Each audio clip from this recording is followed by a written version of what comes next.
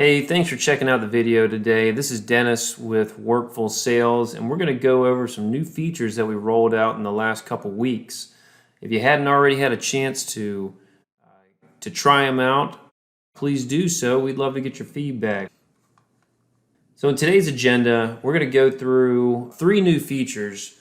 First one is Save Payroll Run and Come Back. That one's available to everybody currently. Up next, we're going to go over a feature that's only been released to a few, but if you'd like to try it out yourself, let us know and we'll make it available to you on request. And that's the new Payroll Run file upload. That enables you to create Excel templates in our program, fill out hours and other pay types, and upload it back into the program. We'll talk more about that. Third is some new reporting filters, departments, locations, and then you're able to filter a report based on a single employee. All right, first off is the Save Payroll Run and Come Back Later feature. So this is a feature that is requested from time to time, and we are super excited to be able to roll it out at the beginning of the month. Feel like it's going to make your lives much easier. So essentially what it enables you to do is split your payroll task up into multiple sessions without having to redo your initial work. For instance, let's say you've gotten into processing payroll, you've made it through half of the employees, and then you realize, shoot, I forgot to add the new hire from last week. Previously, you'd have to exit the payroll run, add that employee to the company, and then re-enter all your payroll data. Or you would complete that payroll and then add an employee and run an off cycle to capture that paycheck. Well, no more. At this point, you'll be able to hop out and update pay rates, edit withholdings and deductions, even change an employee from an hourly employee to a salary or vice versa, creating a lot of flexibility. Let's check it out. Okay, so we're going to demo how to save a payroll run and come back to it at a later time. So first off, let's go ahead and hit Run Payroll. And we're looking at Anderson Solutions, who has a mixture of salaried and hourly employees. So if you're using our integrated timesheet system, obviously all the hours are going to populate on their own. But for these guys, we're going to just click through real quick. Okay, so now that we've entered all the hours, bonuses, reimbursements, and commissions for this company, we just realized that Juanita had a pay raise, and Dean had actually asked us to update his federal allowances. So what you're going to do is scroll to the bottom of the page, and you'll see this Save and Come Back button. We're going to click that button, go to the team members list. We'll go into Juanita initially, and we're going to upgrade her pay rate from 20 to 25 an hour. Congrats, Juanita.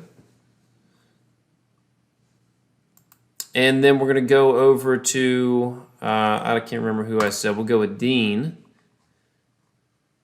And we're going to update his withholdings. Let's see, he got married and wanted to make sure that his filing status was accurate.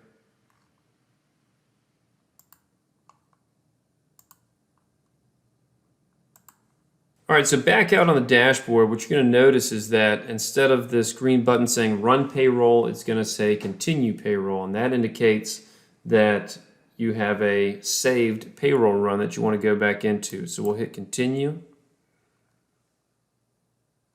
We will save and continue. You'll notice that Juanita's hourly rate has changed from 20 to 25.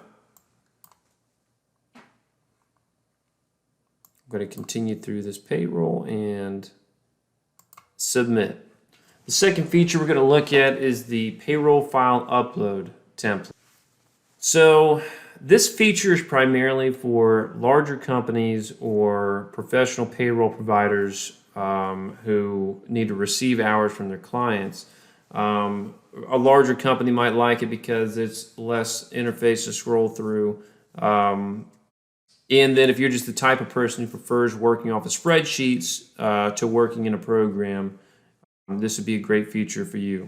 So essentially it enables you to prepare payroll hours, commissions, bonuses, really any pay type aside from salary on an Excel template that we provide to you in the payroll run, like you can see in the illustration on the right hand side here. You can do that on your own time. Yeah, and in addition, you're able to reuse the same template as long as between payroll runs an employee has not been either hired or terminated, in which case you'd need to generate a new template from the payroll run. And let's take a look. Okay, so we're going to demo how to generate a payroll file template and then how to upload it. So you see we're in a regular payroll run for Smith & Smith LLC. We've got a mixture of hourly and salaried employees. So what we'll do is select in the top right this upload file.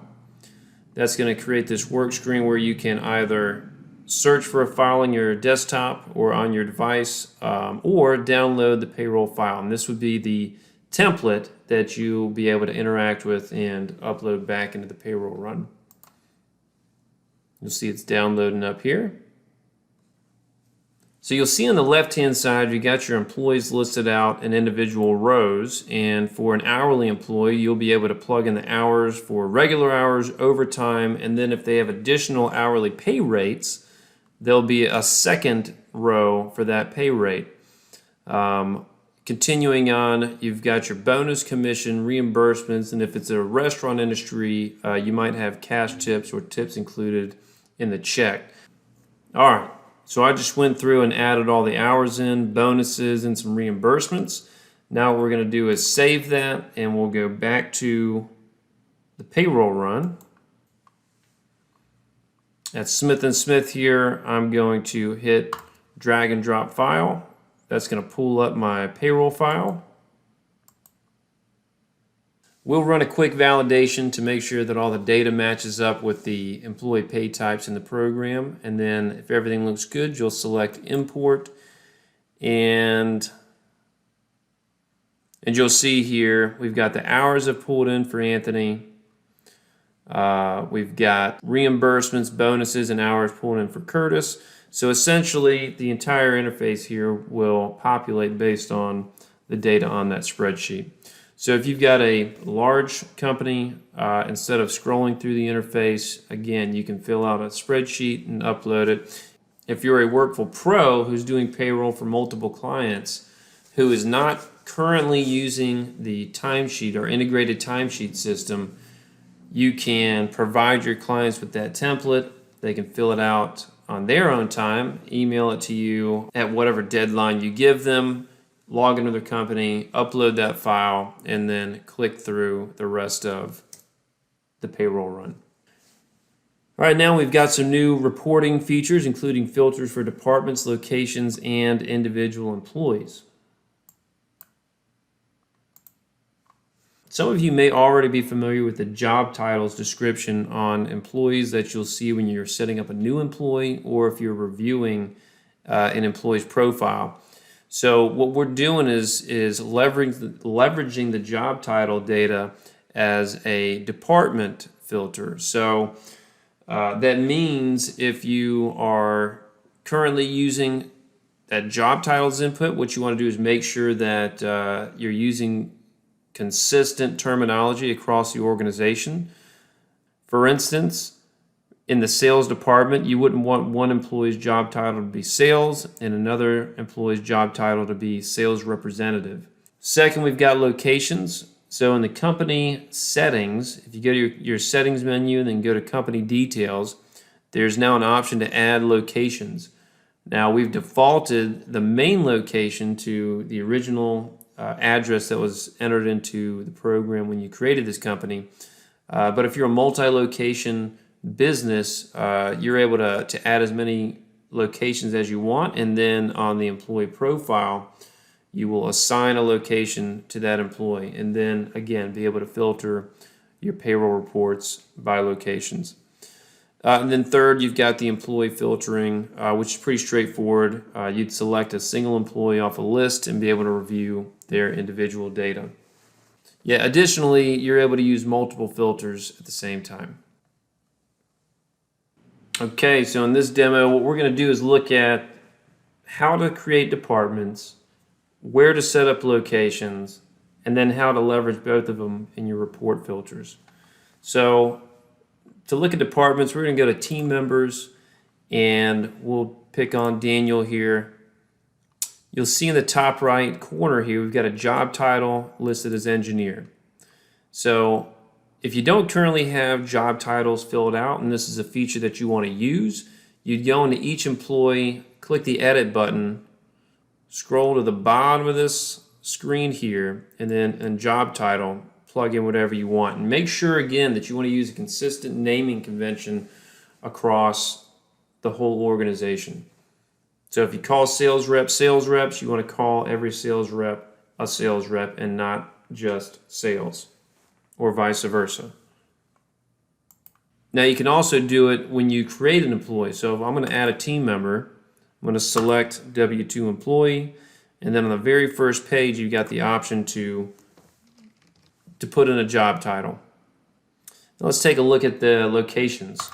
So first you'll go to settings, and then you go to company details. And you'll notice I've already added 3 locations here, but if you expand your business, or when you're initially getting set up, you just go to this add location button, you type in an address, give that location a name, and then save it. So now I'm going to go back to that same team member, and we're going to see which location they're at.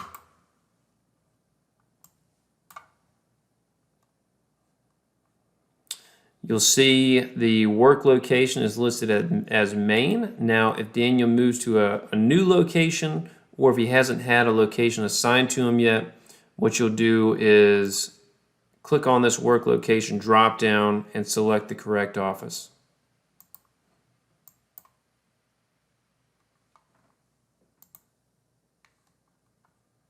All right, so let's see it in action. So we're going to look at locations here. I'm going to grab the main location and preview that. And then I'm also able to export this to PDF or Excel or CSV, any one of these file types here. We'll preview the show all again, and then we'll look at job title. So if I just want to see the sales team, see what their payroll costs us in this time period, I can preview that, and that's just going to limit the report to the sales representatives. Same thing with the employee. So you'll select an employee off the list, and then it is going to isolate that employee in this report and give you the overall payroll data for that employee Mary here. All right, and that's it for today's video. I hope you enjoyed it, and if you have any questions, please reach out. Would also really like your feedback if you've already used any of these features and you want to let us know how we did. And then if you were interested in using the file upload feature, please let us know. We'd love to get you access to it.